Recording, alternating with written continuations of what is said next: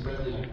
От имени главы Республики Саха-Якутия, от имени руководства Республики Саха-Якутия приветствую вас на впервые организованной стратегической сессии Республики Саха-Якутия, посвященной исследованиям в области использования холода как стратегического ресурса региона.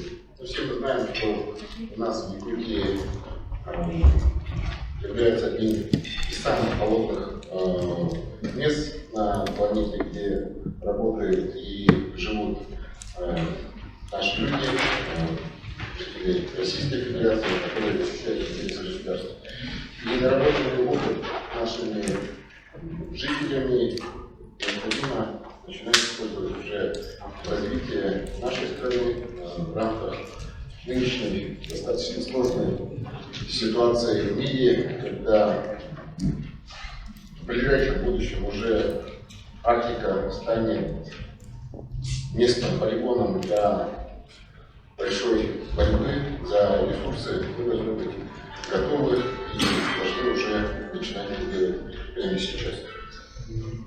Мы, как республика, являемся крупным научным центром на северо-востоке страны, сформированный на основе комплексного подхода по всем актуальным направлениям фундаментальной прикладной науки. В целях научного обеспечения стратегии социально-экономического развития Республики Саха-Якутия до 1932 года с перспективным видением до 2050 года, реализации государственной программы научно-технологическое развитие Республики до 2024 года.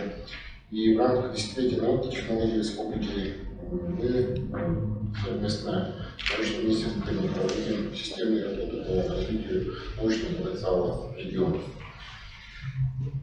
В самом начале я сказал о том, что совсем скоро мы станем полигоном для баталий, и все вы, наверное, уже наслышаны о том, что в Соединенных Штатах Америки разрабатывается военная доктрина в арктической зоне. Это далеко ходить не надо, почему. Много ума, точнее, не надо, для того, чтобы предполагать, почему это делается. И сегодня в рамках исполнения поручений главы Республики Саха-Якутия мы понимаем, точнее, главный вектор нашего развития — это закрепление региона как центра конкурентоспособных исследований мирового уровня в области климата, рационального природопользования, жизнедеятельности и жизнеобеспечения в условиях силы. Создание эффективной региональной системы координации и проведения прикладных исследований, направленных на развитие производительных сил социальной сферы Республики Саха-Якутия. Формирование единого комплекса образования, новых технологий и инноваций, обеспечивающего разработку, передачу, привлечение, адаптацию, увеличение хозяйственной оценки эффективных технологий. В настоящее время Республика Саха-Якутия будет концентрировать финансовые и кадровые ресурсы для обеспечения реализации технологических и инфраструктурных проектов в рамках межрегионального научно-образовательного центра мирового уровня «Север технологий устойчивого развития», включая инфраструктурные проекты. Также проект Всемирного центра Мамонта, создаваемый с обращением главы Республики Осетия Ильича Николаева, и планы мероприятий, которые были одобрены председателем правительства Российской Федерации Михаилом Мишустиным. Совместный со Всероссийским институтом генетических ресурсов растений Вавилова один из самых известных проектов в стране — это перехранилище семян растений площадью многолетней высоты. Также успешное развитие научно-технологической деятельности и комплексных научных исследований в области холода, обеспечения национальной безопасности во многом зависит от скоординированной работы представителей власти, научных кругов, представителей промышленности, институтов развития региона. Сегодня мы сталкиваемся с глобальными вызовами, связанными с появлением новых технологий, преобразованием традиционных отраслей, интенсификацией экономики знаний, человеческих ресурсов между наукой и бизнесом, компаниями, секторами экономики. Все это предполагает разработку новых подходов к использованию технологий, которые соответствовали бы сложности и комплексности происходящих процессов. Сегодня Академия наук Республики Саха-Якутия является одним из ведущих институтов развития республики и является основным интегрирующим академическим звеном научно-технологического развития республики, обеспечивает выполнение целого ряда стратегических важных проектов для социально-экономического развития нашей республики. Как ранее я отмечал, экстремальные природно-климатические условия нашего региона, которые имеют очаговый характер промышленно-хозяйственного строения, низкую плотность населения, высокую ресурсосъемкость и зависимость жизнедеятельности в том числе от северного завода, низкая устойчивость экологической системы, это все специфика Арктики, которая обуславливает необходимость проведения комплексных предметных научных исследований в области использования волновых ресурсов региона. Убежден, что рекомендации стратегической сессии станут новым импульсом в деле поддержки и развития территории экономического, научного, технологического потенциала страны региона, создания комфортных условий и улучшения качества жизни. Желаю всем участникам мероприятия крепкого здоровья, дальнейшего плодотворной конструктивной работы в целях реализации сессии и интересных инициатив и творческих успехов. Спасибо за внимание. Успешной работы.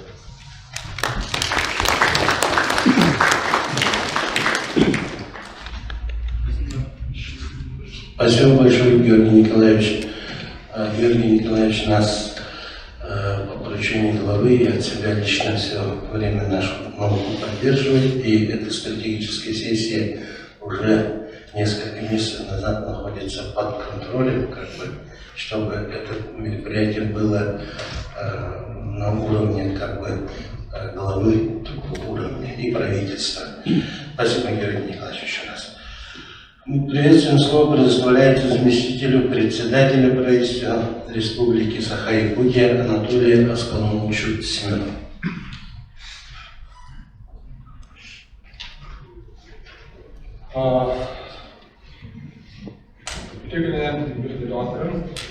Добрый день, уважаемые коллеги, уважаемые участники стратегической сессии, посвященной исследованию в области использования холода как стратегического ресурса.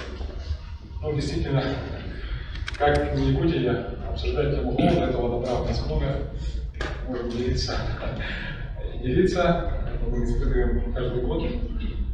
Действительно, есть технологии, разработки, на самом деле. И вот, как сказал Георгий Николаевич, действительно, эта тема очень важная. Я хотел бы сегодня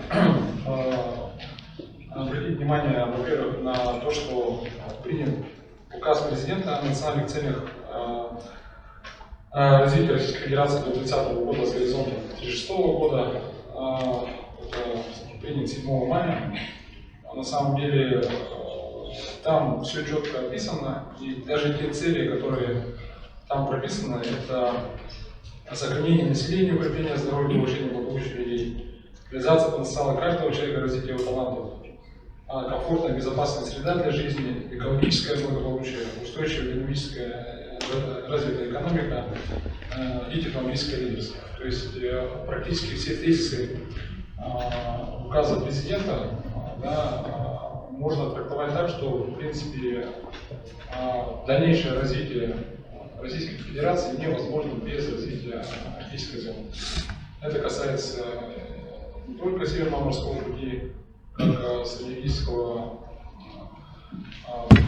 центра и пути развития логистики, но и части деловой разведки, добычи, и практически прироста добавленной стоимости. Поэтому изучение холода, отдельно от этого экологии, изучение влияния на изменение климата, это все не пустые слова, это конкретные цифры, экономика, которая будет влиять на развитие нашей страны. Помимо этого и действует в стране у нас государственная программа научно-технического развития, тоже есть отдельный блок, посвященный этому. Принята стратегия развития арктической зоны России до 1935 года. У нас в республике действует собственная подпрограмма развития науки, и, конечно, сегодня созданы практически все условия. Сегодня мы вспоминали и НОТ-Север, Надо сказать, что у нас работает Якутский научный центр, Академия наук, Северо-Восточный федеральный университет. Мы сейчас работаем над созданием Якутского кампуса мирового уровня, тоже открытый для того, чтобы диалога, какие глава нам поставила задачу, чтобы туда входили только передовые кафедры, сквозные технологии, которые смотрят в будущее и будут развивать нашу экономику. Здесь мы тоже открыты диалогу.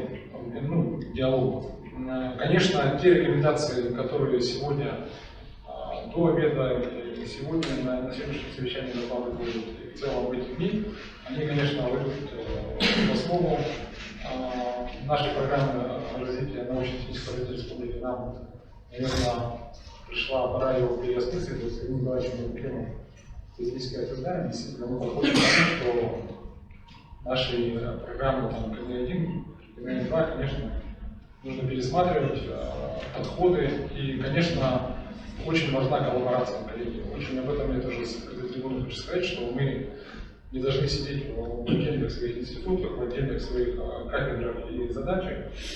Очень сильно надо развивать междисциплинарку, взаимодействие, потому что только в коллаборации ресурсов, знаний, научных знаний и технологий, в принципе, и вообще таких ресурсов финансовых, мы можем достигать успеха. То есть это федеральный и региональный уровень, коллаборация с крупными корпорациями, взаимодействие, в том числе и с малыми техническими научными компаниями, которые у нас есть. Мы со своей стороны, со стороны республики, видим в этом четкий приоритет. Глава республики уделяет этому огромное внимание. Поэтому я призываю всех к открытому диалогу и готов работать. Большое спасибо.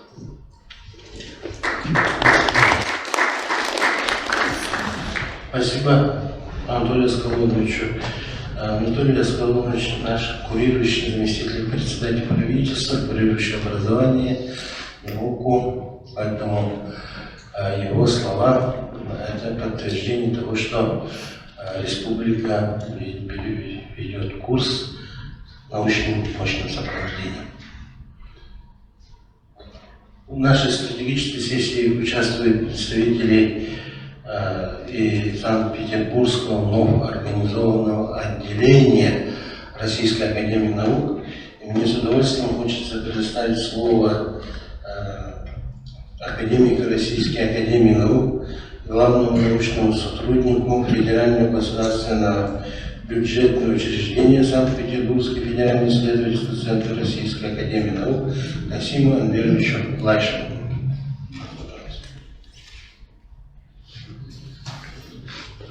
Добрый день, уважаемые члены участники пленарной сессии.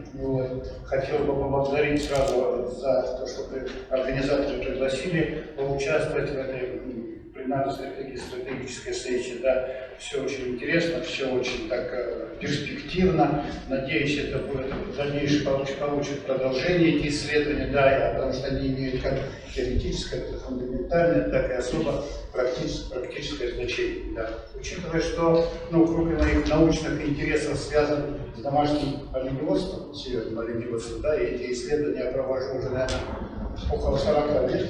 Да. Ну и тема доклада у меня, так называется, но говоря применительно к стратегической сессии, где холод как безопасность, да, можно сказать, все-таки у меня немножко по-другому к северному оленеводству. Это влияние изменения климата, а именно потепления на домашнее северное оленеводство, традиционно природопользование в арктической зоне РФ. Надеюсь, сегодня не осудите за такое немножко определенное изменение по отношению. Да, следующий, пожалуйста. Вкратце скажу, что северное оленеводство, конечно, это очень значимая хозяйственная отрасль, да, в арктической зоне, в первую очередь это связано с тем, что определяется, что именно потребляют вот эти пастбищные, продуктивно используют около 300 миллионов оленей пастбищ в арктической зоне Российской Федерации. Кроме северных оленей не может ни один вид сельскохозяйственных животных. Следующий. Вкратце, что в 2023 году в Российской Федерации насчитывается чуть менее 1,5 миллиона голов домашних северных оленей, ну, наибольшее количество, это, конечно, Малоненецкий автономный округ, потом далее идет это Анненецкий и Республика Саха-Якутия. Следующий, пожалуйста. Ну, потенциал домашнего овца, конечно, значителен, не буду на этом очень более как останавливаться, скажу, что это около 20 тысяч тонн высококачественного мяса, более 400 тысяч шкур и более 100 тонн панков и другого эндокринно-ферментного сырья. Следующее. Ну вот здесь вот немножко подробнее основные факторы риска развития домашнего оленеводства. Они, конечно, связаны с организационно-хозяйственными проблемами. И, несомненно, в первую очередь важно это пастбища, наличие пастбищ и их качество. И следующее, это, конечно, это различные болезни, инфекционные и неинфекционные тянут. Следующее. Ну, вот. Из представленных факторов здесь мы говорим о потеплении, что это, вот эта таблица подтверждает, что, значит, по данным Михайлова, потепление оно есть, и это как бы значительно в арктической зоне Российской Федерации. Следующее, пожалуйста. Ну, вот. Изменения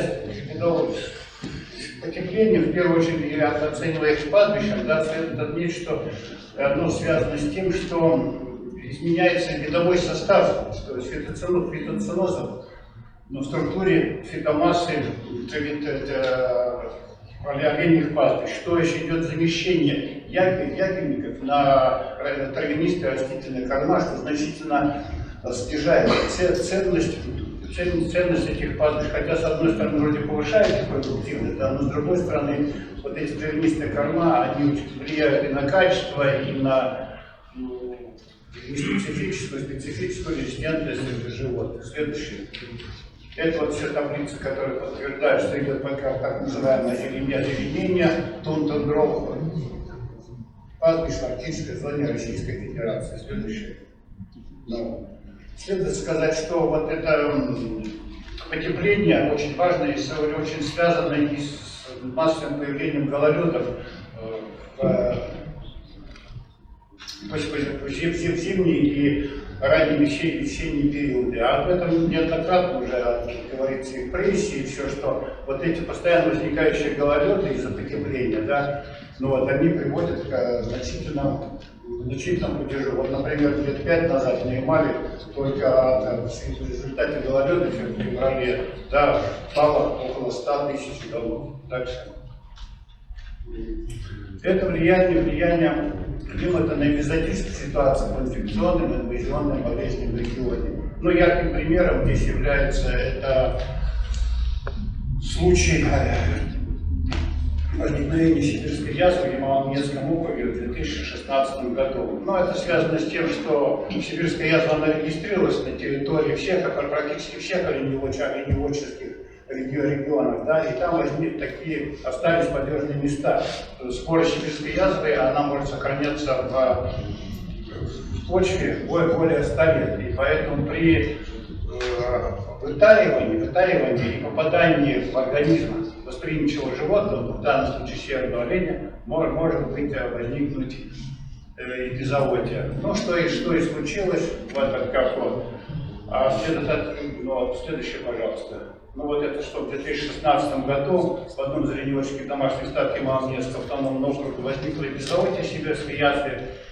Ну вот, и при этом было в гистологическом исследовании было установлено, что вот это олени выпасались на пастбище, где в 1938-1941 годах регистрировали случай сибирской язвы. Ну, вот в 2016 году по официальному отчету заболело 2600, более 2500 северных оленей в результате контакта с больными павшими животными. Заболело 36 человек с одним летальным исходом. Но следует отметить, что и инвазионные болезни здесь, в общем-то, играют роль, и как-то идет продвижение их осеверения, в данном случае, вот это случай бабезиоза, это в республике Саха-Якутия. Это и в 2007 году, и в 2008, и в этом году регистрировали. Следует отметить, что, хотя, по идее, бабезиоза не должно быть, но дело в том, что в результате потепления идет продвижение на север промежуточного хозяина данного возбудителя, да, это иксодового клеща. Ну вот очень вот это с правой стороны, это в этом году, вот этого клеща на полуострове Ямал, в общем-то, там тундровая зона, откуда должен он взяться? Ну вот нашли его. А с левой стороны это, ну, это падеж в Молдавском районе, который ваша институция. Да, следующий, пожалуйста. Ну вот, следует сказать, что среди инфекционных конвульсионных болезней это нефробактериоз, ну хотя сейчас, конечно, нефробактериоз особо не ставят, да, в связи с тем, что это является карантинной инфекцией. Но возбудитель он есть, и я думаю, что это заболевание все равно, оно и есть, да. Ну, вот, и здесь дело в том, что как эта инфекция связана с потеплением. Дело в том, что когда идет как бы таяние мерзлоты, идет заболачивание, так получается, что там это как бы дистальные участки конечности, кожный покров, он как бы разбухает, и вот эти ворота инфекции там проникают, но кроме того, там увеличивается количество кровососущих насекомых в северных регионах. Если раньше где-то туда, к северу комаров можно было значительно меньше, то сейчас достаточно большое количество. Да, следующее, пожалуйста. Ну вот, поэтому планируют план ветеринарно-профилактической операции против гнойно-некротических поражений. Ну, конечно, надо проводить и организационно-хозяйственные зимнего выпаса, и минеральной подкормки, штат, организация, как защиту кровососущих от оленей, от кровососущих насекомых и оводов. Ну и в заключение хотелось бы отметить, что все вот это представленное говорит, что потепление влияет, конечно, негативно на северное огневодство, и поэтому необходимо постоянно проводить мониторинговые исследования, планировать ветеринарно-профилактические мероприятия и организационно-хозяйственные, естественно. Потом ботаническое обследование пастбищ необходимо проводить, чтобы оценивать оленеемкость пастбищ. И вот, наверное, все. Да, спасибо. Спасибо, Владимирович. Предоставил данные, которые в 2007 году, в 2008 годах, накануне у нас проведения международной игр Третьей Азии, был обнаружен бавезиоз. Он впервые здесь, и он за полярный круг уже шагнул. Это говорит о том, что почва уже меняется. Почва. Этот клещ зимует в почве у нас. Так что безопасность – это очень серьезное дело, над которым нам надо работать. Так, следующее слово мы предоставим академику Российской академии наук, профессору Анатолию Александровичу Стекольникову. Добрый день, уважаемый президент, добрый день, уважаемые присутствующие. Тема моего доклада называется «Реализация стратегии научно-технологического развития Российской Федерации в области ветеринарии и зоотехники». Следующий слайд. Как вы все знаете, указ президента Российской Федерации Владимиром Владимировичем Путиным подписан.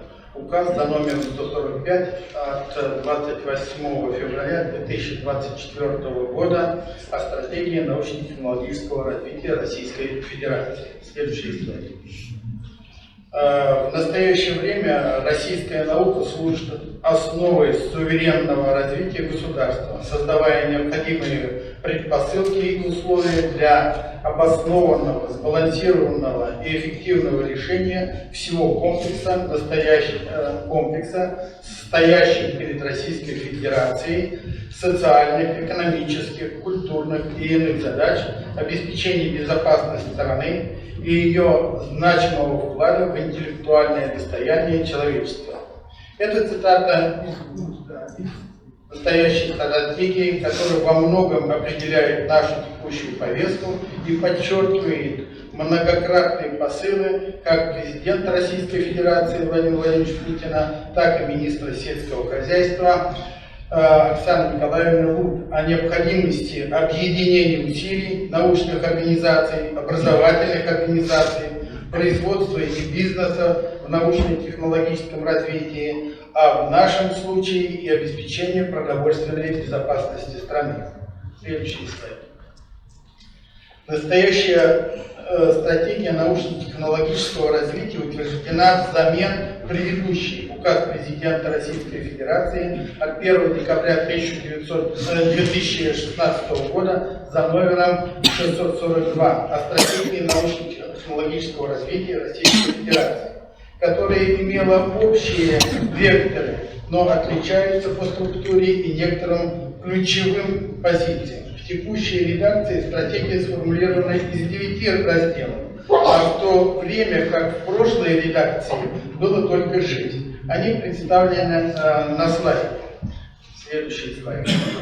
В основных положениях представлены основные понятия, среди которых введены новые, а именно наукоемкая продукция, ветеринария, сельское хозяйство, животноводство. Это в том числе те области экономики, которые производят наукоемкую продукцию в виде фармпрепаратов, ветеринарии, тест-систем, новых сортов гибридов, кроссов, генетической продукции.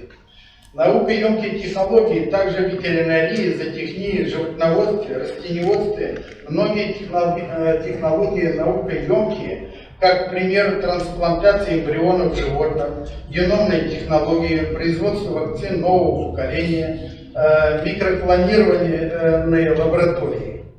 Квалифицированный заказчик – это новое понятие, которое ранее не было представлено. Суверенитет Российской Федерации, инновационный проект государственного значения и федеральная научно-техническая программа, в том числе ФНТП «Развитие сельского хозяйства», в которой вводятся новые подпрограммы. Программа по генетике крупнорогатого скота, молочного направления продуктивности. В данном разделе отмечено, что настоящая стратегия является основой для разработки отраслевых документов стратегического планирования в области научно-технического развития. Следующий слайд. Стратегия представлена скорректированный раздел «Роль науки и технологий в развитии Российской Федерации и определение ее положения в мире», в котором объективно отражены как преимущества, так и возможные риски нашего государства с учетом текущего геоэкономической ситуации. Высокий темп основания новых знаний и создания наукоемкой продукции на собственной технологической основе является ключевым фактором в обеспечении конкурентоспособности и безопасности. Однако в стратегии отражены и негативные факторы, как низкая восприимчивость экономики к технологическим инновациям, слабая связь науки и реального сектора экономики. Следующий слайд. В разделе 3 представлены большие вызовы и приоритеты в части ветеринарии и зоотехнии. Наиболее актуальными являются пункты, представленные на слайде. Большие вызовы для научно-технологического развития Российской Федерации. Потребность в обеспечении продовольственной независимости России, конкурентоспособности отечественной сельскохозяйственной продукции на мировых рынках, снижение рисков ВПК на фоне глобального кризиса, приоритеты и перспективы развития, переход к высокопродуктивному, экологически чистому агро- и аквахозяйству, разработка и внедрение систем рационального применения средств химической и биологической защиты сельскохозяйственных растений и животных, хранение и эффективную переработку сельскохозяйственной продукции, создание безопасных и качественных, в том числе, функциональных продуктов питания. Здесь следующий слайд. Я хотел бы сказать, сельское хозяйство Якутии – это уникальные вызовы и возможности. Якутия со своими климатическими условиями представляет собой уникальный регион для ведения сельского хозяйства. Холодные зимы, вечная мерзлота и короткий вегетативный период создают серьезные вызовы для земледельцев. Однако эти условия открывают и необычные возможности для развития агропромышленного комплекса. Следующее. Холод как стратегический ресурс использования низких температур, хранение продуктов, разведение морозостойких пород, развитие новых технологий, энергетика. Следующее. Адаптация растениеводства к экстренным условиям. Это выбор морозостойких культур, применение специальных технологий, развитие вертикального земледелия. Следующее. Животноводство Якутии, разведение морозоустойчивых пород. Это якутская лошадь, якутская корова, якутская овца. Следующее. Инновационные технологии в сельском хозяйстве региона. Применение беспилотников, искусственный интеллект, биотехнологии и развитие вертикального земледелия. Следующее. Роль традиционных знаний коренных народов, знания о растениях, знания о животных, знания о климате и устойчивое земледелие. Следующее. Перспективы развития сельского хозяйства в Якутии, развитие перерабатывающих предприятий, экспорт сельскохозяйственной продукции, внедрение инновационных технологий и развитие агротуризма. Следующее.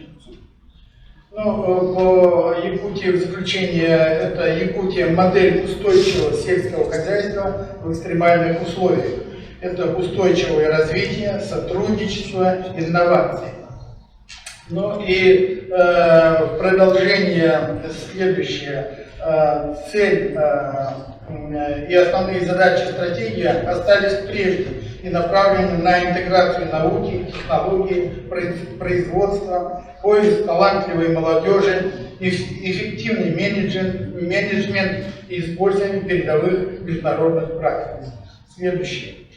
В сфере государственной практики в области научно-технологического развития представлены новые принципы. Появился такой пункт, как формирование института квалифицированного заказчика, принцип партнерства государства, промышленности, науки и высшего образования. Также переработаны и другие принципы. Создан акцент на поддержке фундаментальных научных исследований как инструмента долгосрочного развития страны. Исключены из принципа такие разделы, как адресная поддержка. Следующее. Ожидаемые результаты до 2030 года в новой редакции направлены на формирование системы управления в науке, технологии и предпринимательстве. Сделаны акценты на подготовке квалифицированных кадров для наукоемких отраслей экономик, к которым сельское хозяйство имеет непосредственное отношение. Следующий слайд.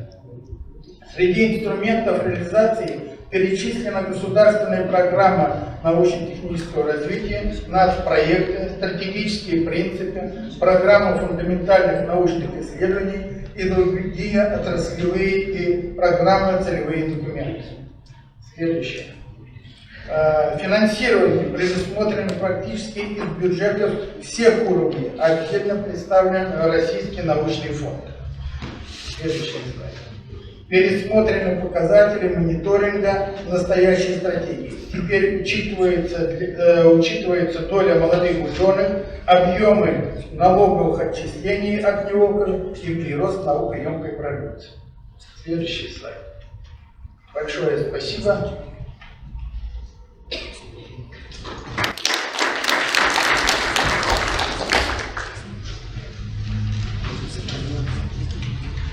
Спасибо, Анатолий Александрович. Так, слово предоставляется заместителю директора космических исследований Российской академии наук, члену-корреспондента Российской академии наук Александру Анатольевичу Лутовинову, город Москва. Добрый день, уважаемые коллеги. Большое спасибо за приглашение выступить на такой первой стратегической сессии по кругу. Я назвал свой доклад как «Современные космические исследования». Но в первую очередь я хочу поговорить о том, что, как сказать, холод Якутия может дать для космоса, и что космос может сделать для Якутии, собственно говоря, и для нашей страны. конечно. Потому что я посмотрел специально, как устроен климат в Якутии. У вас резко континентальный климат здесь, температура от минус 60 до плюс 40 может быть. Собственно, космос он тоже холодный, с одной стороны, но с другой стороны бесконечно горячий, он тоже резко континентальный, так говорить. И многие вещи, которые мы делаем в космосе, они могут применяться или испытываться как раз здесь. Следующий слайд, пожалуйста. В первую очередь, я, конечно, представляю Институт космических исследований, потому что это единственный такой уникальный институт в нашей стране. Это головной академический институт в исследовании и использовании космического пространства в интересах фундаментальных наук. Вот здесь на этой диаграмме видно, чем мы занимаемся. И дальний космос, и планеты, собственно говоря, исследования, и Солнце, и солнечно-земные связи, и, конечно, дистанционное зондирование Земли, то есть как мы из космоса видим Землю. Ну и, конечно, я еще представляю Российскую академию наук как член Совета по космосу, член секретариата Совета по космосу. Следующий слайд, пожалуйста. Вот в качестве примера того, что Якутия дала уже космической науке в настоящее время, вот на этой картинке показан всем известный марсоход Curiosity, американский, который уже много лет ездит по Марсу. Многие знают о нем, по телевизору, наверное, видели в передачах. Но мало кто знает, наверное, что на нем стоит наш российский прибор. Это так называемый прибор для регистрации быстрых нейтронных данных называется. Прибор разработан в Институте космических исследований. И основная его задача — поиск воды на Марсе. Вот справа видите трек, который уже к этому времени 15 километров примерно проехал этот марсоход Curiosity, и разным цветом показано содержание воды в приповерхностном слое Марса. Так вот, для того, чтобы получить такие замечательные измерения, вот видите, там до 4% доходит, то, что было найдено нашим прибором. Так вот, для того, чтобы получить такие измерения замечательные, были проведены исследования именно в Якутии. Следующий слайд, пожалуйста. И совместно с Институтом межзвездноведения имени Мельникова Сибирского отделения РАН с целью калибровки приборов были проведено 5, по-моему, экспедиций в различных районах Якутии. Вот последняя, самая такая была полноценная, наверное, это в долине Сулар. Были найдены специально подобранные почвы, там и часть мерзлоты, в том числе, которые примерно соответствуют тому, что есть на Марсе, это глиноземы и пески, и примерно содержание, предполагаемой воды. Вот слева видно вот эта имитация прибора, там видите такой, такой раме висят 2 прибора, это то же самое, как стоит прям ровно на этом марсоходе. То есть проводились измерения, потом наши коллеги выкапывали шурф, проверяли, сколько воды, и вот на нижнем графике вы видите замечательная корреляция, слева процентное содержание воды, и снизу некий параметр, который измеряет прибор. Вот с помощью вот этого графика калибровки, собственно, наши коллеги сейчас и измеряют количество воды на Марсе. Это то, что может давать, конечно, Якутия, может давать холод, может давать мерзлота для, в том числе, калибровок космических приборов. И вы знаете, сейчас достаточно много внимания президентом и правительством уделяется развитию лунной программы, и рассматриваются варианты создания лунных полигонов, на которых могли бы быть тестированы те технологии, которые потом будут применяться, в том числе на Луне, в первую очередь роботизированы. Вы знаете, что летом, в смысле, во время солнечного дня на Луне очень высокие температуры, а когда наступает ночь, лунная ночь, там температура падает до минус 100 и больше градусов. Поэтому одна из идей, когда вы не можете засунуть это в климатические камеры, в которых мы обычно испытываем наши приборы, а вот эти большие роботизированные системы, это испытывать в условиях крайнего севера, когда у вас есть большие перепады температуры от холода к теплу. Но это пока такая идея, она рассматривается. И это, кстати, может быть одним из таких конкурентных преимуществ Республики Саха-Якутии и арктических регионов. Дальше, пожалуйста. Вот. Что может дать космос, исследование космоса как раз для наземных наших задач, в том числе для обеспечения развития безопасности в арктическом регионе? То, что было сказано, это одна из основных сейчас задач, которые поставлены президентом в том числе. Но в первую очередь мы должны научиться предсказывать или как-то парировать капризы, не просто даже погода, а космическая погода в арктическом регионе, потому что вы знаете, что когда Солнце очень активное, видно северное сияние, но на самом деле это приводит к серьезнейшим проблемам, которые могут быть связаны с электромагнитным оборудованием, которое находится в северных регионах. Вплоть до того, что оборудование может выходить из строя, как это было, например, при известном квебекском блэкауте, я сейчас уж не помню, 79-89 года, когда весь север Канады во время мощных солнечных вспышек и север Соединенных Штатов Америки просто вышел из строя, все выключилось. И это одна из проблем. И вторая, это для развития регионов, опять же, северных, необходимо развитие очень устойчив радиотехнической связи.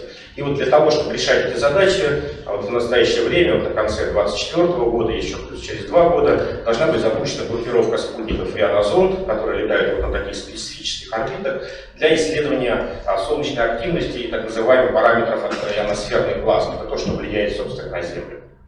И очень важно для того, чтобы правильно смоделировать и понять отклик этой ионосферы, понять, как это применить для решения радиотехнических задач, проводить измерения не только сверху, но и снизу. И вот Якутия в этом смысле, она уникальный регион, потому что есть целый набор наземных станций, которые расположены вдоль меридиана, то есть с севера на юг, и большая часть станций наземных, к сожалению, часть из них законсервирована, не работает, которые расположены вдоль полярного круга. Конечно, вот это мы очень бы надеялись, и вот я сегодня был в Институте космофизических исследований, говорил с директором, что каким-то образом наладить взаимодействие в этой области, потому что это было бы полезно в том числе и для региона, и в том числе для развития Арктики, для обеспечения как раз техногенной безопасности в этом регионе. Дальше, пожалуйста. Ну и куда же нам уйти без дистанционного зондирования Земли из космоса, потому что из космоса видно все. А территория республики большая, и на самом деле действительно многие регионы труднодоступные, но для получения так сказать, объективной информации вам нужно иметь объективные данные. В первую очередь, конечно, это можно сделать из космоса. Безусловно, нужны аэронаблюдения, безусловно, нужны наземные наблюдения, о чем сегодня говорилось, и наземные измерения, о чем сегодня говорилось в первой части секции. Так вот, значит, в Институте космических исследований, такая уже сейчас выходит на федеральный уровень, создана система коллективного пользования и мониторинг, в которой сейчас более 130 организаций. Собираем мы данные со всех российских и зарубежных центров и со всех более 50 спутниковых систем наблюдения. Глубина архивов у нас примерно 40 лет составляет, поэтому можно проводить исследования различного плана и смотреть, как мы можем использовать те вот изменения климата и холодовые вещи, которые сейчас обсуждаем, в прогнозировании или там, в текущем развитии наших, там, в том числе технологических проектов, связанных с Арктикой. Там у нас, наверное, более 20 уже внедренных систем различных ФАИВов. Это и комплексная дистанционный мониторинг лесов России. И вот буквально недавно мы внедрили мониторинг бюджета углерода в рамках задачи, уже, которая поставлена была президентом. Есть у нас система дистанционного изучения пограничных морей России. Вот. И вот на этих двух картах я специально перед отлетом сюда попросил коллег сделать. Вот слева это площади, пройденных лесными пожарами на территории Якутии на 26.08. В этом году, ну, по счастью, конечно, пожары есть, но не такие сильные. А вот справа это, собственно, карта растительного покрова Якутии, то есть фактически тот самый бюджет древесины, который есть. Видно, в черном, к сожалению, это такие вот сгоревшие уже за предыдущие годы выжженные леса. Но, тем не менее, вот такая информация у нас есть, она доступна, поэтому я уже вчера и сегодня тоже говорил коллегам, пожалуйста, присоединяйтесь, абсолютно бесплатно, все у нас есть на сайте, можно подключиться и использовать в своей работе и так далее и тому подобное. Ну и последний слайд, пожалуйста. Куда же деться без, так сказать, кадров? Понятно, что нужно воспитывать кадры. Я вот здесь привел пример кафедры это космическая физика МФТИ, которая является нашей базой в нашем институте. Вот, у нас, значит, уже более сотни выпускников там работают в институте. Я сам его заканчивал и по всем направлениям, которые я до этого говорил. Мы готовы сотрудничать в том числе с региональными институтами, с практиками. У нас сейчас есть хорошая практика, когда к нам приезжают студенты, например, из Казанского федерального университета на практику. Мы готовы принимать на практику для обучения, для дальнейшего развития и студентов, и старших курсов, наверное, бакалавриата, магистратуры, которые обучаются в Якутске. Ну и, конечно, вот развитие вот этого программы, о которой мы сегодня говорим, стратегической сессии «Холод, развитие, безопасность», оно, конечно, должно обязательно включать в себя кадровый состав. Из-за развития кадрового состава, потому что без развития кадрового состава мы не сможем решать всю эту глобальную задачу. Все, спасибо за внимание.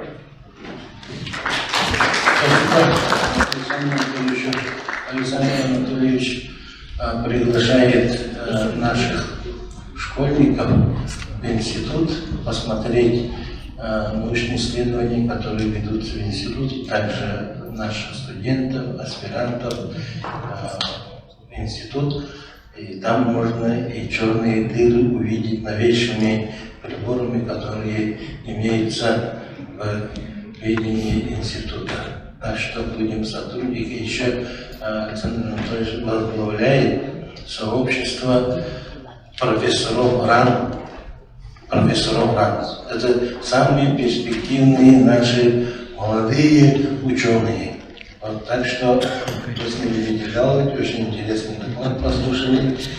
И сейчас мы просим слова руководителю Троицкого обособленного подразделения Физического института имени Петра Николаевича Лебедева Российской академии наук, члена-корреспондента Российской академии наук Андрею Витальевичу Наумову.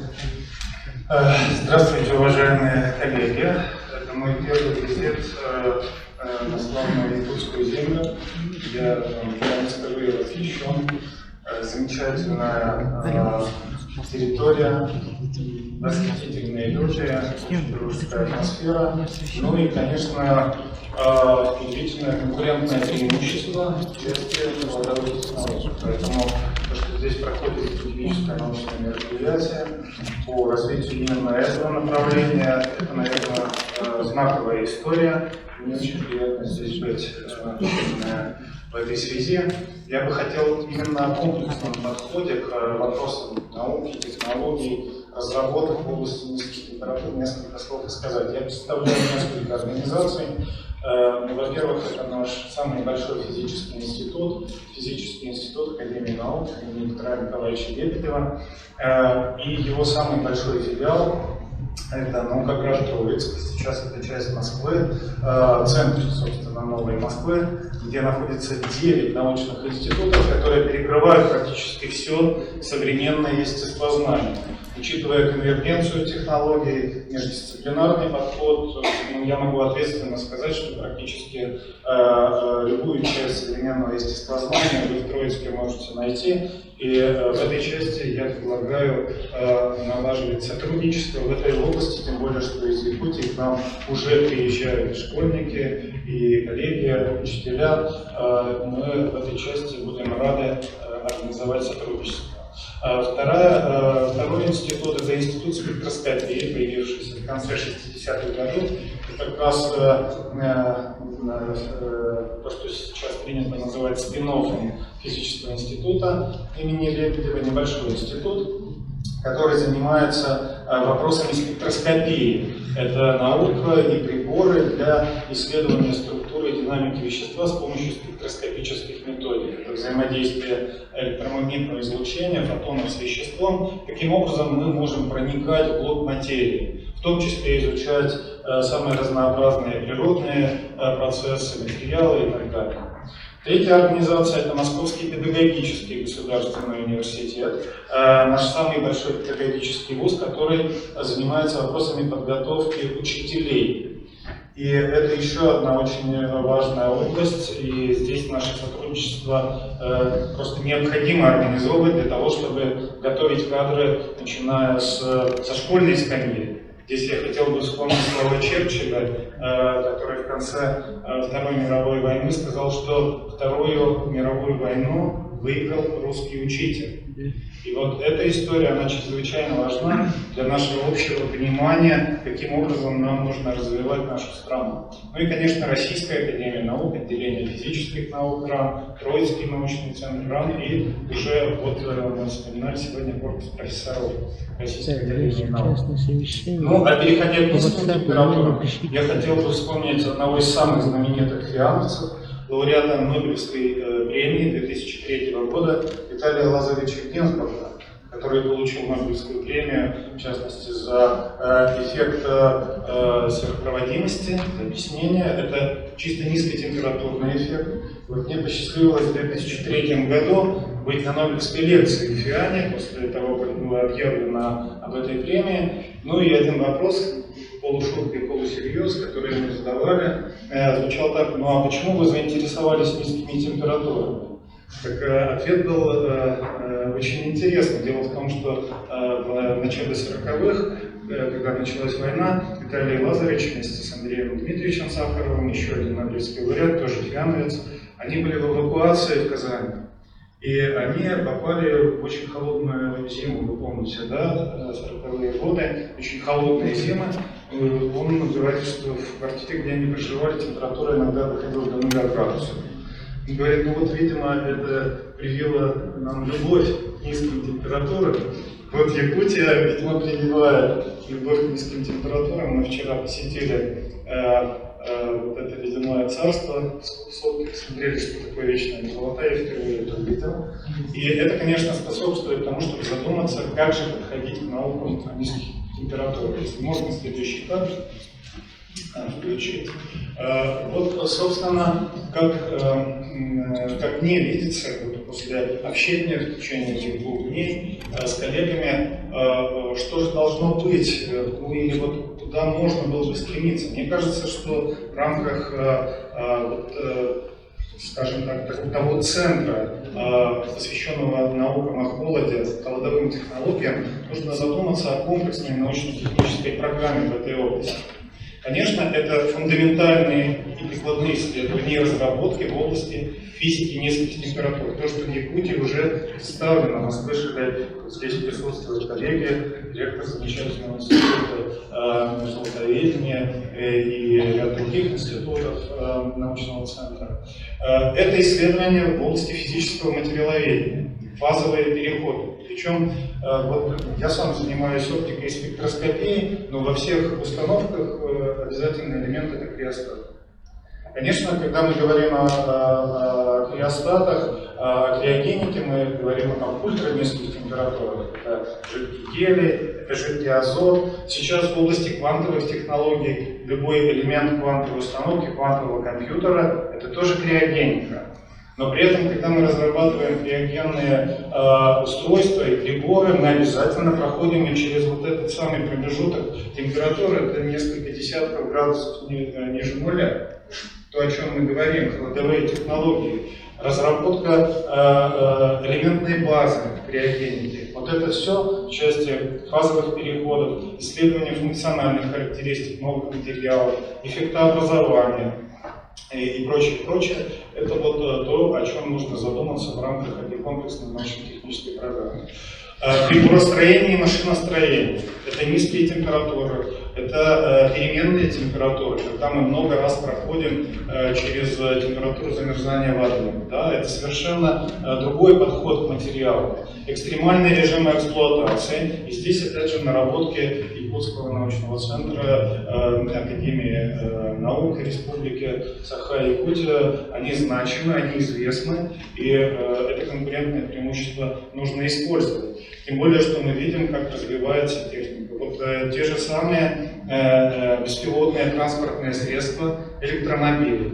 Буквально сегодня мы обсуждали, как заставить электромобиль работать в условиях низких температур. Оказывается, есть такие подходы, и, конечно, это нужно обсуждать в рамках и комплексной научно-технической программы.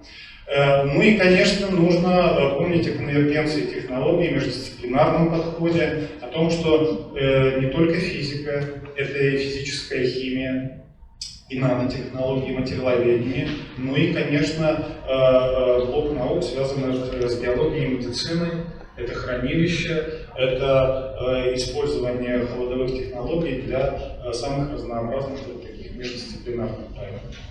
Отдельный блок задач связан с изменением климата, с экологией, с разработкой новых видов энергетики. Здесь мы обсуждаем глобальное потепление, парниковый эффект.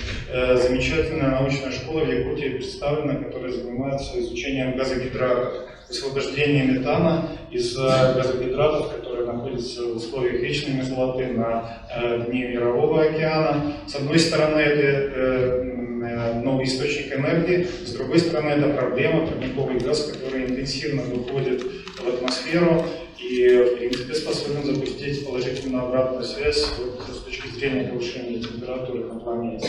Эффективное природопользование, ну и контроль карбонового цикла. Карбоновые полигоны у нас в стране уже созданы, но сейчас активно за рубежом развиваются технологии захвата и утилизации парниковых газов. называемые CCS технологии. И здесь речь идет о создании целых фабрик, которые могли бы закачивать парниковые газы из атмосферы и хранить их в тех или иных условиях у нас в Земле. В частности, обсуждаются, насколько я знаю, в литературе вопросы использования условий вечной мерзлоты для хранения таких газов. Ну и вот об этом тоже нужно думать, это очень актуальная тематика, и здесь имеет прямое отношение к изменению климата, к тому, что волнует, в общем-то, все человечество. Конечно, связано с территорией Российской Федерации, исследование Арктики, ну и развитие транспортных систем. Вечная мерзлота, которая, с одной стороны, мешает строительству дорожных покрытий, с другой стороны, как мы видим, вечная мерзлота, она, наоборот, обеспечивает возможность строительства таких твердых покрытий, и в этой части нужно проводить комплексные исследования.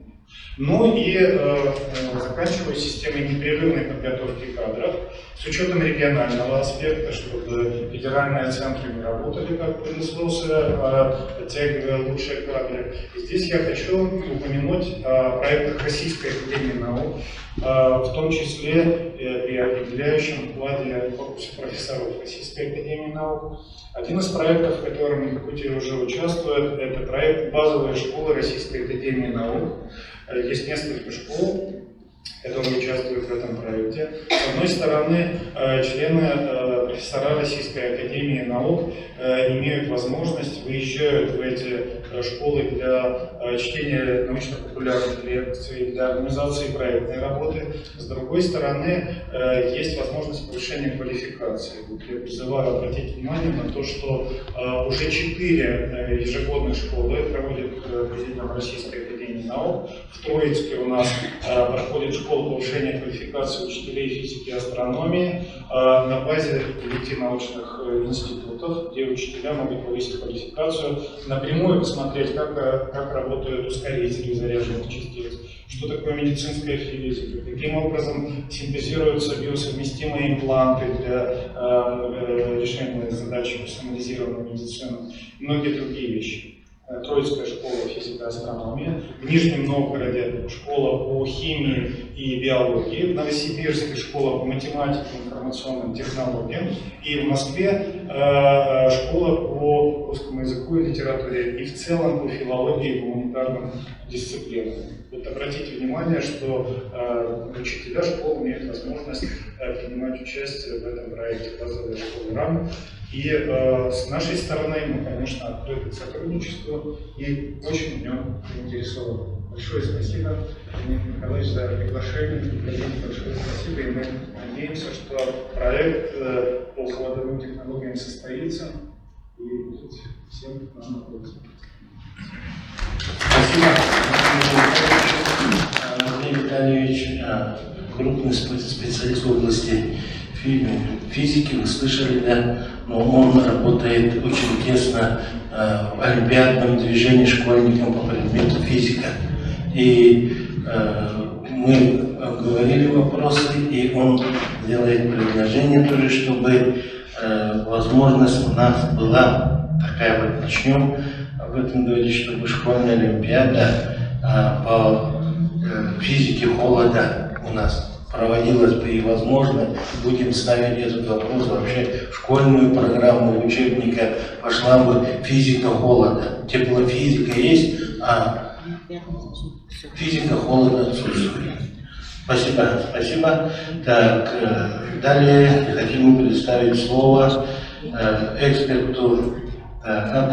Мы представим вначале слово представим члену Бюро комиссии Российской академии наук по техногенной безопасности, член-корреспондент Российской академии наук Александру Михайловичу Большакову, нашему человеку. Пожалуйста, Александр Михайлович. Спасибо, Дмитрий Николаевич. Уважаемые друзья, коллеги, я вас всех поздравляю с проведением такой первой, значимой и очень важной стратегической сессии у нас в Якутске, посвященная проблемам использования холода, холодовых технологий, естественно, обеспечения безопасности нашей республики. Вот до обеда. И, конечно же, отдельное спасибо, отдельная благодарность нашим гостям, которые нашли время приехать, присутствовать, принять участие в нашей стратегической сессии.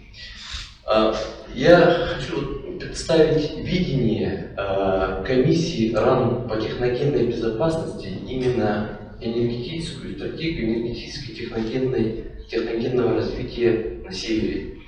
Следующий слайд, если можно. Мы знаем, что Якутия у нас очень сильно развита в плане ресурсной обеспеченности. Здесь есть у нас распределенные системы энергетики, есть концентрированные системы энергетики и очень сложная, рельефная, очень сложные природно-климатические условия. Следующий слайд. Если вот в 20 веке говорили, что приоритет был такой, кто владеет информацией, тот владеет миром. В 21 веке мы уже говорим, кто владеет энергетикой, тот владеет миром. Поэтому сейчас остро стоит проблема именно транскрипции этой безопасности на наши приоритеты, на наши сегодняшние приоритеты, человеческую жизнь. Следующий слайд. Ну, мы все знаем, что какие приоритетные существуют на сегодняшний день документы, которые регламентируют порядок проведения всех этих исследований. Это прежде всего указы президента страны, это стратегия национальной безопасности Российской Федерации, это стратегия развития арктической зоны Российской Федерации до 2035 года, это указ президента. Федеральные законы Российской Федерации, энергетическая стратегия Российской Федерации до 1935 года, транспортные стратегии, связанные с транспортной отраслью Российской Федерации до 1935 года. И вот постановление правительства Российской Федерации, приоритетная программа Российской Федерации социально-экономического развития арктической зоны, который нам регламентирует и прописывает те направления, по которым мы должны развиваться в ближайшее время. Следующий слайд.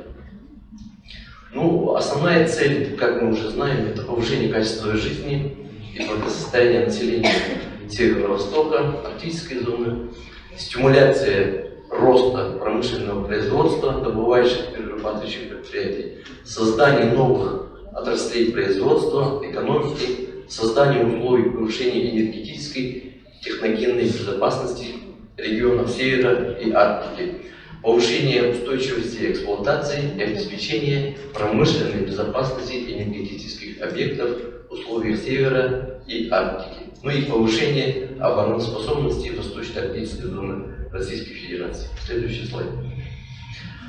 Здесь первоочередные задачи, которые сейчас ставит нам государство, это энергетика для обеспечения повышения обороноспособности восточно-арктической зоны, разработка стратегии развития энергетики Северо-Востока и арктической зоны до 1935 года, исследование, анализ ресурсной базы энергетики Севера, разработка топливно-энергетического баланса распределенных систем энергетики Северо-Востока Российской Федерации, разработка научно обоснованных подходов зональной тарификации экономической безопасности, разработка научных основ повышения техногенной безопасности, разработка альтернативных и возобновляемых источников энергии для распределенной единой системы энергетики, развитие атомно-водородной энергетики для северных территорий. Следующий слайд.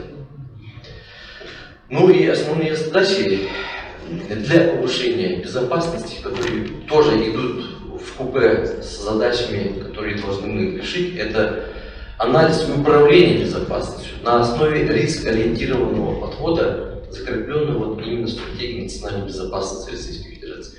Мы сегодня до обеда обсуждали первые части нашей стратегической сессии подходы по рискоориентированным подходам, которые будут уже, они закреплены в стратегии, и они будут уже приоритетными в наших дальнейших исследованиях. Разработка комплексной системы предупреждения аварийных ситуаций на энергетических объектах, разработка современных передовых технологий в области управления энергетическими процессами, разработка новых технологий в области предотвращения аварийных ситуаций, разработка научного подхода экспертизы промышленной безопасности именно энергетических объектов линейной части. Спасибо. Следующий слайд. Мы все знаем, что совсем недавно президент страны Владимир Владимирович Путин своим указом назначил главу нашей республики Арсена Сергеевича Николаева руководителем энергетической комиссии при Госсовете Российской Федерации. Это очень серьезный посыл всем нам, всем научным и эксплуатирующим, изыскательским, проектным компаниям, органам власти, чтобы мы обратили пристальное внимание энергетической и техногенной безопасности. Это наше будущее. Спасибо за внимание.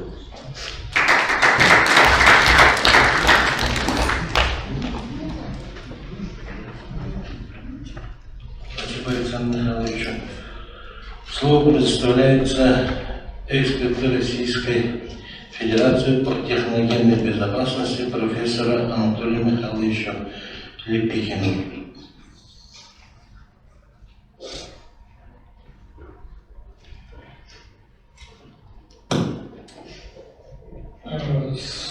Спасибо за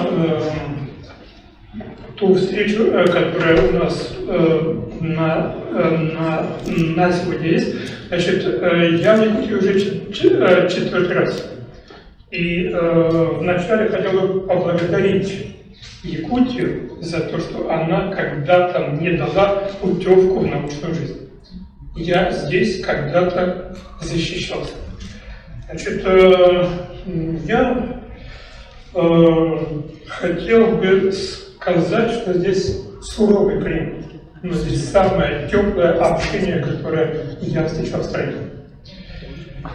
У нас стратегическая сессия, которая, по сути, обсуждает концепцию будущей программы. И я хотел бы представить проект, который направлен на оценку природно-техногенной безопасности. У нас тема «Опыт и безопасность». Это и слова, и одновременно два ключевых, так скажем, стратегических ресурса, которые необходимо использовать и возобновлять. Значит,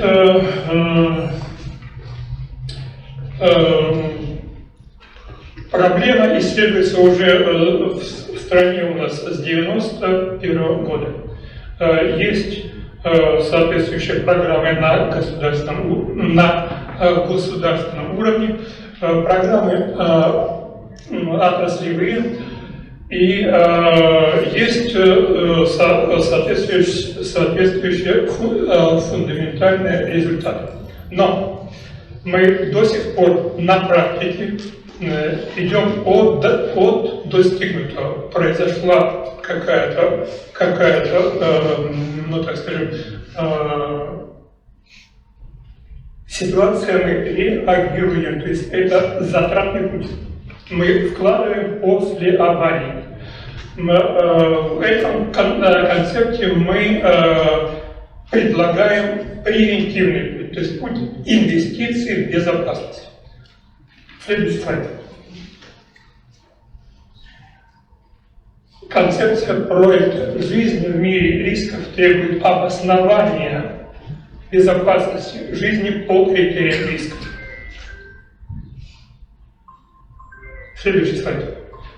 Значит, только что подчеркнуто, что проблема безопасности для Якутии есть, и она требует своего решения. Я не буду подробно здесь представлять, какие аспекты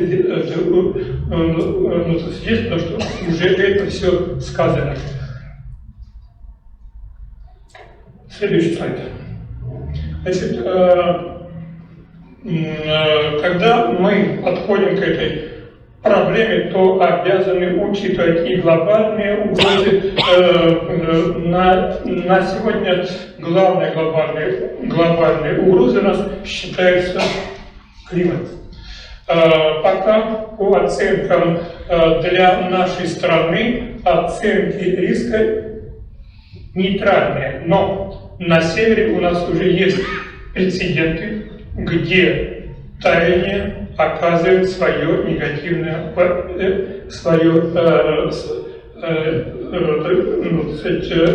негативное воздействие.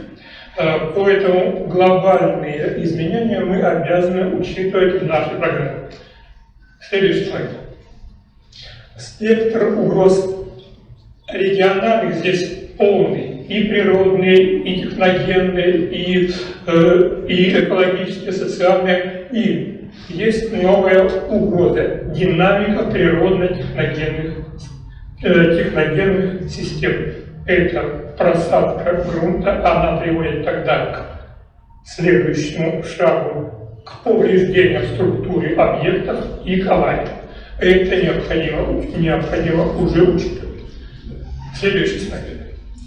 Мы сделали экспресс-оценки риска по данным, которые представляет МЧС.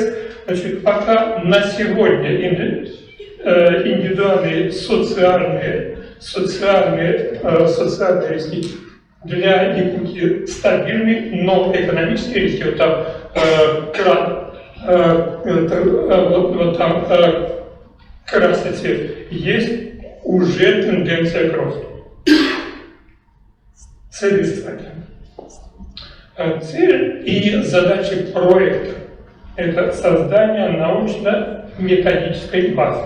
Это и научный фундамент, и методическая база. Значит, 3 ключевые задачи. Это комплекс индексных показателей безопасности, комплекс индексных показателей защищенности и конкретные предложения по созданию системы оценки и контроля безопасности в Якутии. Методология. Значит, классика у нас, как правило, оценивает риск простой формулой. Вероятность на ущерб. Практика в то же время показывает, что это не всегда адекватная оценка. Поэтому мы предлагаем индексные показатели, которые комплексно учитывают и все аварии и опасности и защищенности. Следующий слайд. К основным группам тогда индексов мы относим индексы риска и индексы и индексы защищенности. Здесь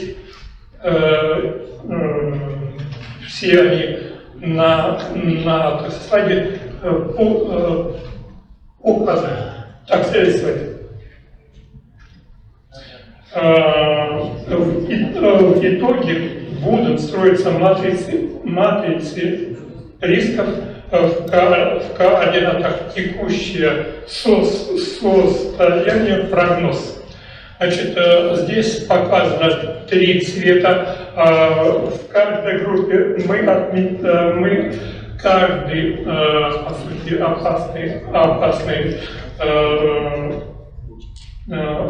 опасный объект будем относить к соответствующей группе и отслеживать тенденции. По трендам тогда мы определяем, куда вкладывать деньги. Следующий слайд. Этапы. Предполагается 3 этапа. Это на первом этапе провести анализ и определить, собственно, концепцию обоснования. На втором этапе это создать индексные показатели, и третий этап это, собственно, создать саму систему обоснования и оценки безопасности. Следующий этап. Да. И результат это будет научная методическая база и конкретные рекомендации, программы и информационное наполнение. Ну и я вновь хотел подчеркнуть, что холод и безопасность – это ресурсы, в которые необходимо вкладывать деньги. 1, 2, 3% от прибыли, вкладываемые в это, нам вернутся потом многими процентами новой прибыли. И мы подчеркиваем, что необходимы инвестиции в безопасность, не постфактум, а префактум. То есть необходим превентивный подход. И вот это мы в нашем проекте изучаем реализовать. Спасибо за внимание.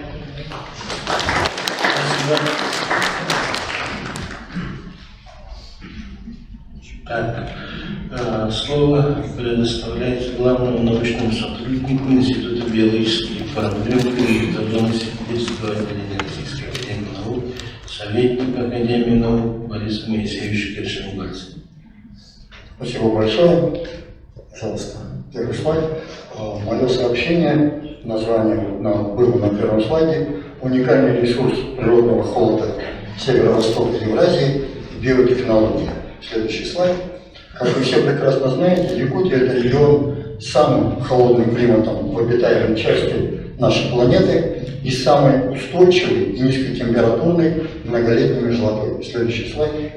На решение задачи использования уникального холодового ресурса северо-востока Евразии в интересах обеспечения продовольственной и экологической безопасности России направлен проект мирового уровня «Международное хранилище семян культурных растений и дикоросов в толще многолетних мертвых пород с использованием только природного холода Якутии в интересах обеспечения продовольственной и экологической безопасности России и зарубежных стран». Следующий слайд. Первый в мире эксперимент по длительному хранению семян культурных растений из коллекции ВИР имени Николая Ивановича Вавилова в Москве в условиях вечной мерзлоты был начат еще в конце 70-х годов на базе подземной лаборатории Института миротворения Сибирского отделения Академии наук СССР в Якутске. Как показал многолетний опыт, оптимальными являются температуры минус 9, минус 11 градусов Цельсия. Это как раз температура оптимальная для сохранения всех внутриклеточных структур, включая клеточное ядро ДНК. Температура мерзлоты в районе Якутска достигает минус 7 градусов Цельсия. Дополнительное охлаждение достигается за счет технологии энергобеззатратного запасания природного зимнего холода, разработанной в Институте миротворения Сибирского отделения РАН, и его регулируемого расходования в весенне-летний-осенний период. Следующий слайд. Проведенные исследования показали, что за 45 лет хранения семян растений на глубине 9-12 метров в толще многолетних мертвых пород в Центральной Якутии при этой температуре с использованием, подчеркиваю, только природного зимнего холода без пересевов.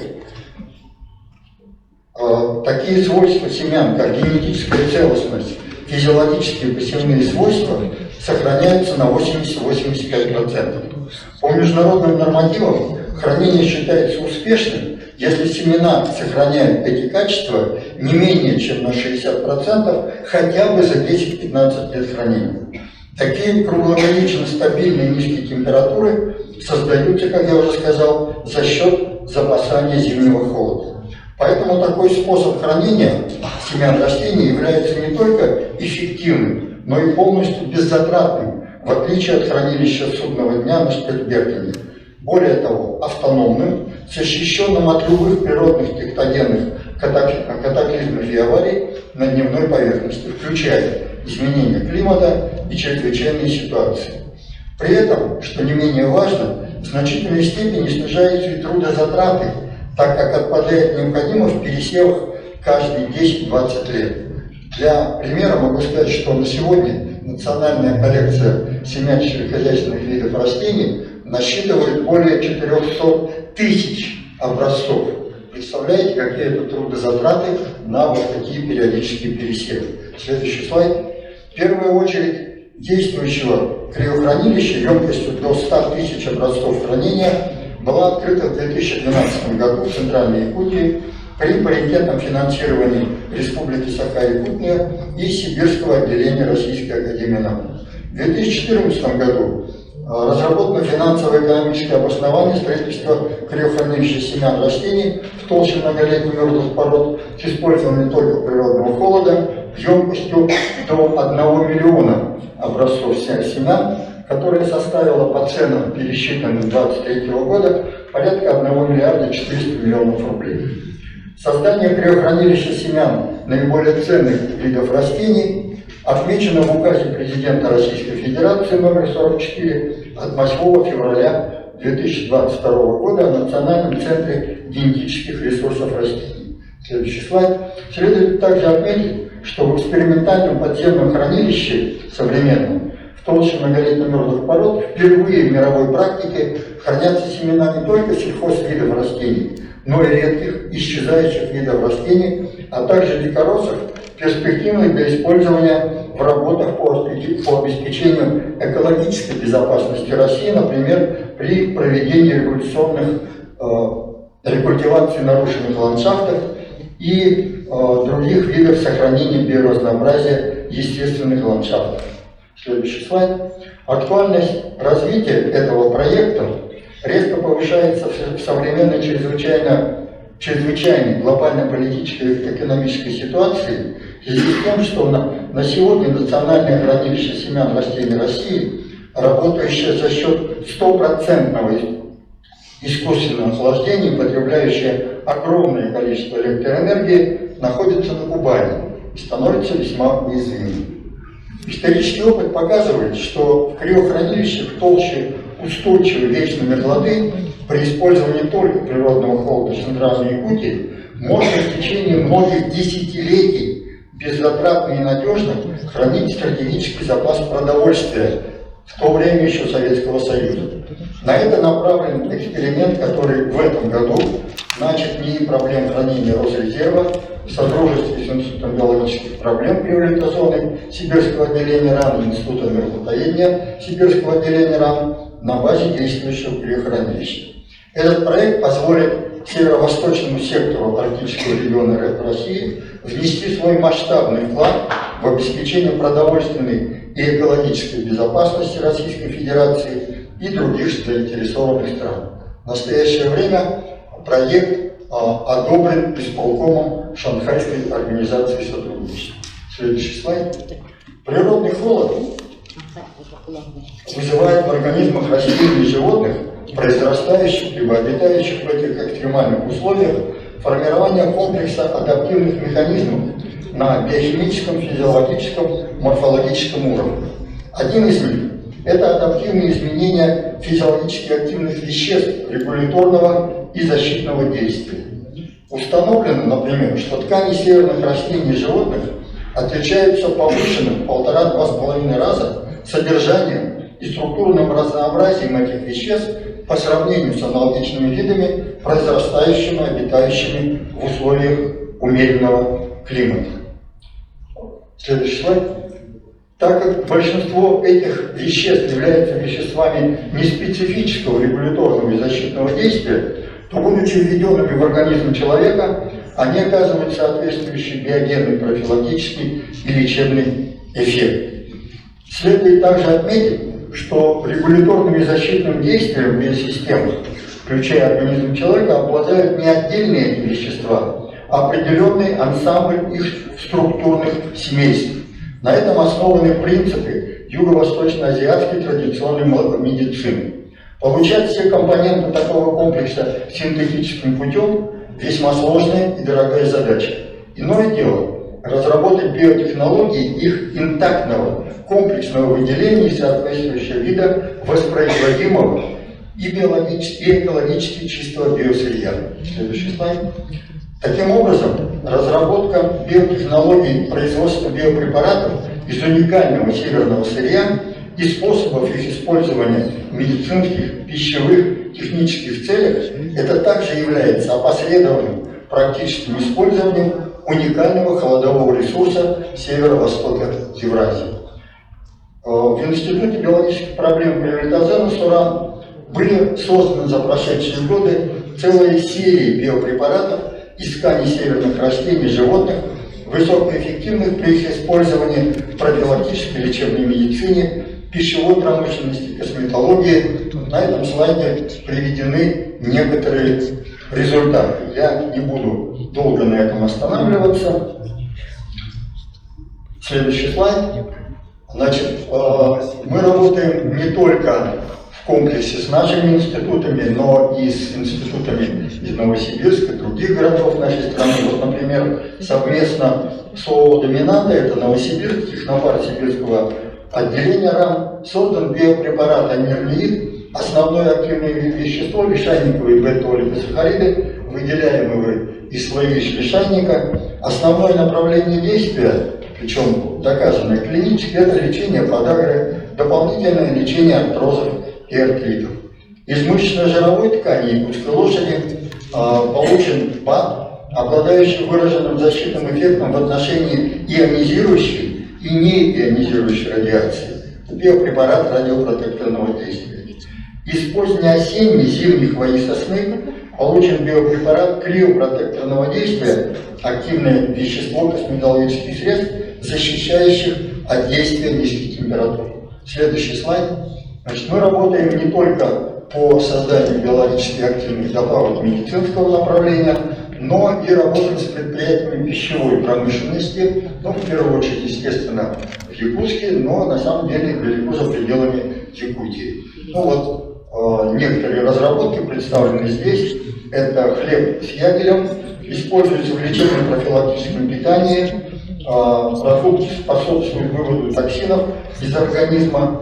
Далее, хлеб с бетулином, лечебно-профилактический в отношении широкого спектра вирусных инфекций. Он хорошо себя зарекомендовал в период пандемии в нашей республике. Наконец, ФАП Якутия, это предприятие пищевой промышленности, производит безалкогольный, бескофеиновый, тонизирующий, не путать с энергетиками, напиток ЕС на основе абсолина. Этот продукт сейчас производится не только в Якутске, но и в ряде городов России и выходит на экспорт в Китай. Жидкие виды продукции производятся в ФАП Якутия, хлебобулочным якутским хлебозаводом. Для дальнейшего развития этих проектов, способных в том числе повысить на 25-40% рентабельность основных традиционных отраслей хозяйства коренного населения в Арктике и Центральной Якутии, это оленеводство северного оленя, коневодство якутской лошади за счет глубокой биотехнологической переработки вторичного сырья, предлагается и включение в программу КНИ-3. Спасибо за внимание.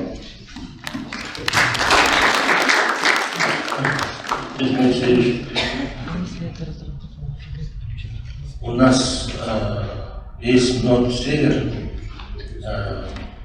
научно-образовательный центр мирового уровня, который объединяет 5 субъектов, и слово мы предоставляем руководителю межрегионального проектного офиса Евгению Сергеевичу Колганову. Уважаемые коллеги, добрый день.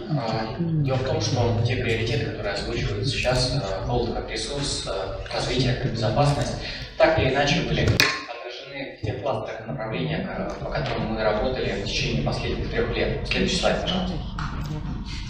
На текущий момент НОЦ объединяет 5 регионов: Камчатка, Чукотка, Магадан, Столица, Республика Саха-Якутия. мы объединяем 23 научные организации. За прошлый год был достаточно большой прирост, и 32 компании реального сектора, а также 13 университетов. Те направления и кластеры, несмотря на то, что в них напрямую не записано слово «холод», тем не менее они подразумевают те или иные технологические решения, которые используют силу холода или помогают применять те или иные технологии, связанные с холодом. Это комплексное энергообеспечение, новые энергосети, это возобновляемые источники энергии, это рациональное природопользование в гравитозоне и климат, климатические изменения, в том числе технологии хозяйственной деятельности, эксплуатации зданий, сооружений, техники непосредственно для арктических условий, биотехнологии использования флоры и фауны севера, ну и, конечно же, это человек на севере, технологии обеспечения социальной стабильности. Следующий слайд, пожалуйста. За это время резиденты Норд-Север наработали достаточно большое количество технологий, которые можно было бы максимально приблизить к северным или сказать, что они так или иначе используют энергию холода, ну и связанную с холодом в том или ином виде. Это водородный транспорт, данное направление возглавляет непосредственно Сахалинской области. Результаты деятельности были представлены на архипелаге НДИ. Жидкость антипожар, которая позволяет тушить пожары даже при температуре минус 55 градусов, то есть сохранять свойства воды, жидкости, что для нас очень актуально. Бионефтесорбенты с добавлением криофильных бактерий, с помощью которых, что тут ходить далеко за примером, прямо сейчас очищается судно «Днепр». И 1 сентября должны быть завершены работы разработки института проблем нефти и газа, который является непосредственно резидентом НОЦ «Газпалсервис». Резинотехнические изделия, которые позволяют не терять свойства при температуре, в большом температурном диапазоне от минус 60 до плюс 200 градусов, разработка Северо-Восточного федерального университета. Многие из этих наработок, я не буду все перечислять, они связаны так или иначе с холодом, так или иначе с безопасностью, и так или иначе связаны с развитием. И более того, многие из этих наработок представленных станут, как следующим этапом, станут переходить на мелкосерийное производство, потому что есть под данные технологии заказчик и есть области применения, которые мы можем максимально использовать. Следующий слайд, пожалуйста. Ну и за время работы научно-образовательного центра наш межрегиональный проектный офис находится, напомню, в Москве. Были разработаны сервисы, которые позволяют так или иначе ускорить трансфер технологий, знаний и кадров, в том числе в части технологий, связанных с холодом. Это Северный тур, наша наработка, сессии, которые за 5 минут позволяют для индустриальных партнеров рассказать о том запросе, о тех технологиях, те запросы, которые существуют, которые представлены научным сообществом. Буквально час-полтора и индустриальный партнер понимает, какие технологии он может внедрить, взять, доработать. Далее формируется дорожная карта, и мы выходим уже на конкретный заказ для научного и образовательного учреждения. Агрегатор федеральных мер поддержки. Мы с вами большую часть деятельности ведем на северо-востоке страны, тем не менее, большое количество федеральных мер поддержки, которые проходят мимо нас, мы либо не увидели, либо не успели, отдали в последний момент, либо не смогли подготовить на том или ином уровне для того, чтобы воспользоваться мерами поддержки. Это действующий QR-код, вы можете отсканировать и получить доступ к карте мер поддержки, актуальной на 2024 год. Формируется сейчас также подобная карта по нашим субъектам Российской Федерации. Помимо этого, актуальным сервисом стало создание проектной компании в случае, если ученый хочет непосредственно передать свою разработку предпринимателям для ее тиражирования, для увеличения продаж, вообще занятием коммерческой деятельностью, стать создавать проектные компании, которые на текущий момент действительно актуальны и работают. Большое количество мероприятий проходится с целью заглянуть за границы будущего. Пример этому стратегическая сессия, которая проходит сегодня. Ну и, конечно, форсайт, например, водородной промышленности, который проходил в рамках архипелага НТИ в 2024 году в июле. На текущий момент времени разрабатывается программа 25-30, программа Норд-Север. Мы предлагаем, чтобы криокластер или холодовые технологии они легли тоже в основу прикладных технологий, которые могли бы реализовываться от конкретного заказчика, квалифицированного заказчика, либо под те или иные потребности. Ну а продолжить дискуссию я предлагаю на мероприятии, которое уже будет совсем-совсем скоро. Это международная конференция по вопросам изменения климата и тайны вечной мерзлоты. Соберутся международные эксперты федерального уровня, и мы бы могли обсудить более конкретные предложения. Сейчас время очень сильно ограничено, там будет целых 4 дня, мы бы могли также приступить, подойти к этому снаряду и обсудить тематики реализации данного проекта. Коллеги, спасибо большое за внимание. Спасибо, Евгений Сергеевич. Все выступающие у нас выступили. Тогда разрешите мне выступить как бы немножко обобщающе, да? Ну, и с позиции Академии наук.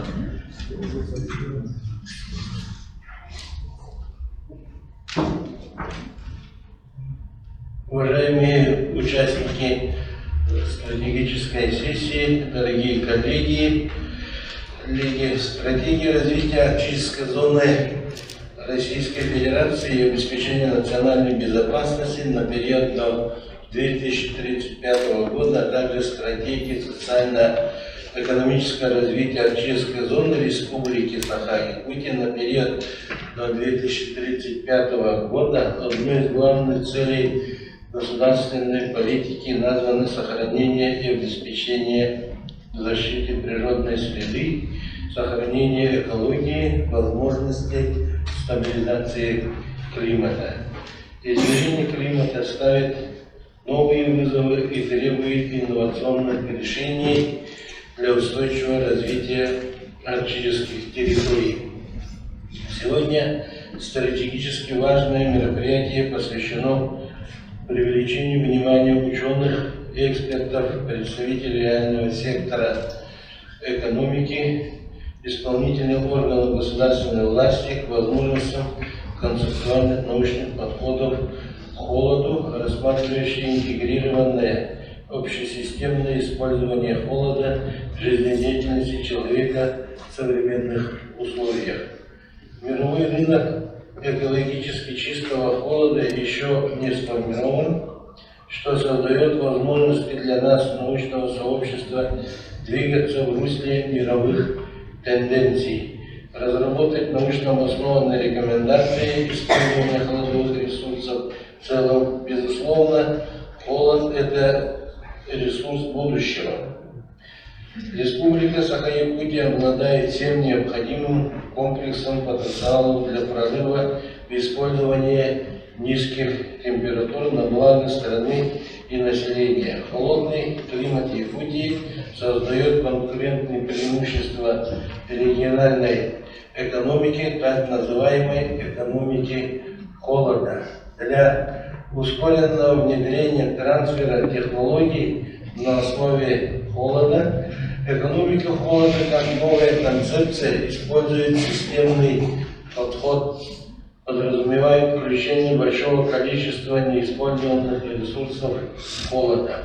Сегодня инициированный Академией наук Республики проект по созданию Центра исследовательского превосходства в криолитозоне поддержан главой Республики Айсеном Сергеевичем Николаевым.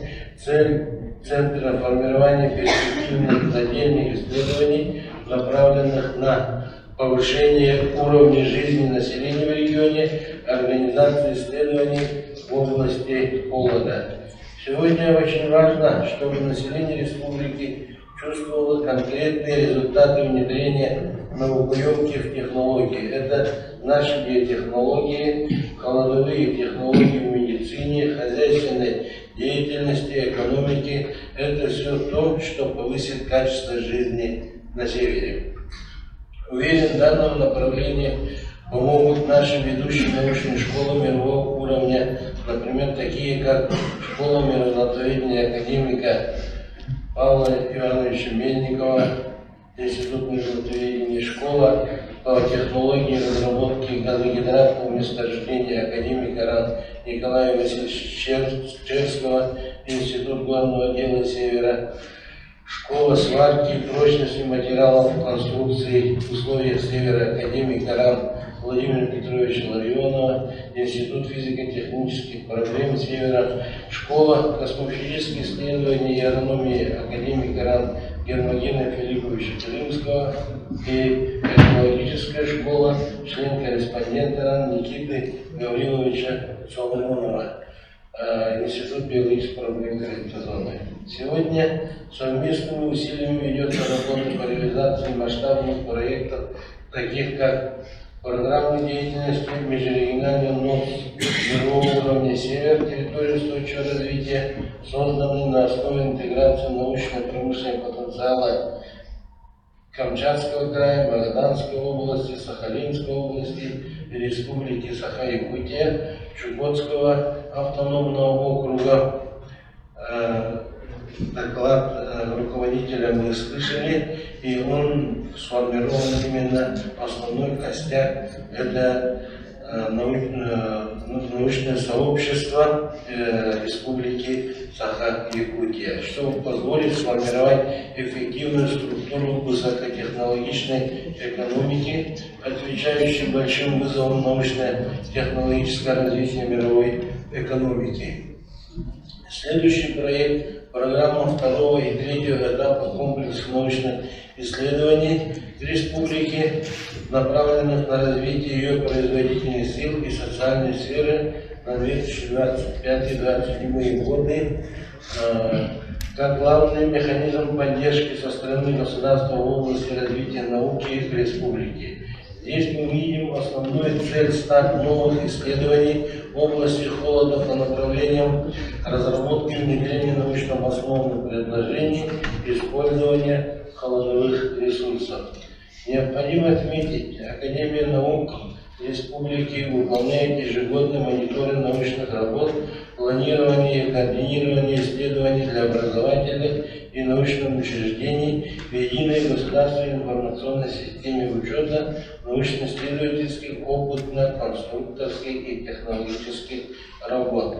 Все те научные и образовательные учреждения, находящиеся на территории республики, должны быть направлены на социально-экономическое развитие региона. Считаем необходимым инициировать государственные задания на исследование в области использования холода как фактора конкурентоспособности нашего региона.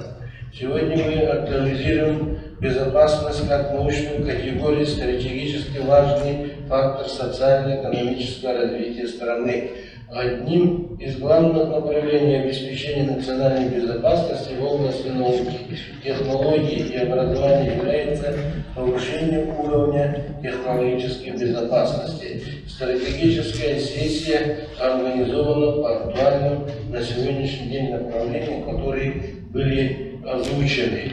Считаем необходимым рассмотреть вопрос создания новой научной школы в области изучения физики низких температур региона, актуализировать исследования в области физики низких температур, холодовых технологий как физического процесса, поддержать исследования в области изучения свойств материалов при низких и сверхнизких температурах. Уважаемые участники заседания, сегодня пришло осознание того факта, что холод как новое научное направление является важным ресурсом развития экономики страны. Применение научного знания позволит повысить конкурентоспособность экономики страны и улучшить качество жизни. Настало время, когда всему научному сообществу отвечать на вызовы, используя имеющийся задел, созданный предшественниками, а также фундамент традиций научной школы. История показала, что изучение криоресурсов, холода, было, если будет отличительной особенностью якутской науки. Мы уверены, Республика Саха-Якутия станет флагманом научно-технологического развития страны.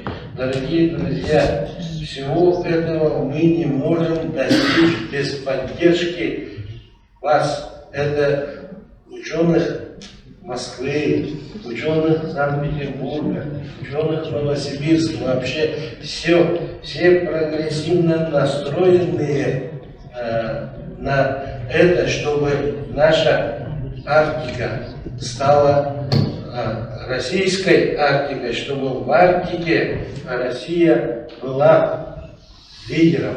Вот это наша главная цель. Дорогие друзья, благодарю вас за участие в стратегической сессии, совместную работу и сотрудничество, за теплые слова, которые вы сказали в адрес нашего руководства, главы, правительства, парламента. И есть у нас руководители администрации, главы правительства, курирующий заместитель председателя правительства. Если мы все вместе будем работать и опираться на науку, то мы многих добьемся. Скоро будет 300 лет, как была первая научная экспедиция Витуса Беринга. И Петр I 300 лет назад, когда их направлял, сказал им: опирайтесь на искусность и науку. Искусность — это что значит? Это профессионализм, практика и наука. А наука — это и есть наука, но она современная, она присутствует здесь. Спасибо.